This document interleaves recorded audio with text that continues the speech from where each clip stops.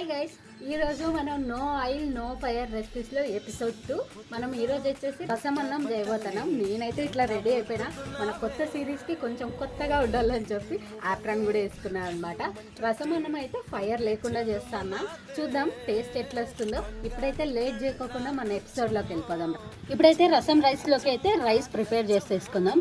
Rice వచ్చేసి మనం no fire కాబట్టి ఫైర్ లేకుండా రైస్ కుక్ చేయాలంటే మనం అటుకులతో ఈజీగా కుక్ చేయొచ్చు అనమాట. నేనైతే ఇంత క్వాంటిటీ ఆఫ్ అటుకులు తీసుకున్నా. ఫస్ట్ అయితే అటుకులు వాష్ చేసి నానబెట్టేసుకుందాం. ఒక 5 మినిట్స్ అయితే వాష్ చేసేసుకున్నాం. ఇప్పుడైతే వాటర్ పోసి ఒక 5 మినిట్స్ 10 మినిట్స్ అయితే పక్క పెట్టేసుకుందాం. మనం రైస్ రెడీ అయిపోతుంది అనమాట. మన రైస్ కోసం సాల్ట్ కూడా వేసుకుందాం. కొంచెం రసం కోసం నేను ఏమేమి తీసుకున్నానో చూపిస్తాను మీకు.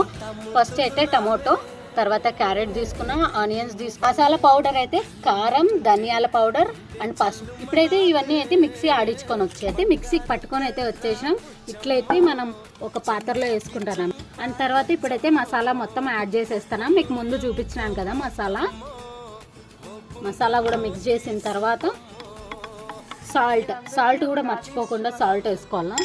ఒక ఇంత సాల్ట్ అయితే కొత్తిమీర అయినా యాడ్ చేసుకోవచ్చు, కరివేపాకు అయినా యాడ్ చేసుకోవచ్చు. నేనైతే నా దగ్గర కరివేపాకు ఉంది కాబట్టి కరివేపాకు యాడ్ చేసుకుంటానా తిరువాత కోసం. అంతే, మన రసం రెడీ. మన రసంతో పాటు రైస్ కూడా రెడీ. అండ్ ఈ రైస్ అయితే మంచిగా ఇట్లా ముట్టుకుంటేనే మెత్తగా అయిపోతుంది. ఇట్లా అంటే మన రైస్ అయితే ఎట్లా ఉడికిపోయిన తర్వాత మెత్తగా అనిపిస్తుందో అయితే మంచిగా వంచేసుకొని తీసుకుంటే సరిపోతుంది. ఇప్పుడైతే టేస్టింగ్ టైం. ఫస్ట్ అయితే కొంచెం అన్నం పెట్టుకున్నా. చూద్దాం, రసం వేసుకుంటారా నేను. టేస్ట్ చేద్దాం.